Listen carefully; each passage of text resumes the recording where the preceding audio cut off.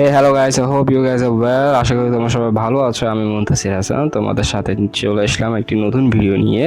আজকে আমাদের ভিডিওর টপিক হচ্ছে ফরেক্সের বেসিক অ্যানালাইসিস নিয়ে। যখন আমরা ট্রেডাররা যখন একটা নতুন ট্রেডার চার্ট ওপেন করি তখন আমরা জানি না আমাদের কি করতে হয়, আসলে কোথা থেকে শুরু করতে হয়। অ্যানালাইসিস তো করতে হয় জানি, বাট কোথা থেকে শুরু করতে হবে তা নিয়ে আমাদের একদম আইডিয়া থাকে না। সো আজকে ভিডিওটা তাদেরই জন্য। ফরেক্সে মূলত তিনটি বেসিক অ্যানালাইসিস থাকে, একটা হচ্ছে ফান্ডামেন্টাল, একটা টেকনিক্যাল আর একটা সেন্টিমেন্ট অ্যানালাইসিস। আসো ফান্ডামেন্টাল অ্যানালাইসিস নিয়ে জানি। ফান্ডামেন্টাল অ্যানালাইসিস হলো সব প্রকার নিউজকেই ফান্ডামেন্টাল অ্যানালাইসিস বলে। ফরেক্সে কিছু ইম্পর্টেন্ট নিউজ থাকে, যেমন এফওএমসি, সিপিআই, নন ফার্ম প্যারোল।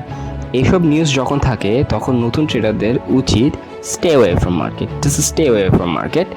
এইসব নিউজগুলো যখন প্রকাশ হয় তখন মার্কেট অনেক ভোলাটাইল মুভ দেয়। সেকেন্ড থিং হচ্ছে technical analysis. All the technical stuffs are including here, like candlestick chart pattern, indicator, price action, SMC. All of these are technical analysis. This is simple. Sentiment analysis. Sentiment analysis টা meaning হলো মার্কেটে কারা সব থেকে বেশি active. Market কি up ট্রেন্ডে রয়েছে না মার্কেট ডাউন ট্রেন্ডে রয়েছে, মার্কেট কি বায়ারদের বেশি হাতে নাকি সেলারদের, মার্কেট কি বুলিশ না ব্যারিশ। এটাই মূলত আন্ডারস্ট্যান্ড করাকে সেন্টিমেন্ট অ্যানালাইসিস বলে। এখন অনেকে বলে যে তারা শুধু টেকনিক্যাল অ্যানালাইসকেই পারদর্শী করে এই ট্রেডিং সেক্টরে অনেক বেশি সাকসেস পেয়েছে। আসলে তা কিন্তু নয়, আমাদের থেকে এই তিনটি সম্পর্কেই ভালো আইডিয়া থাকতে হবে।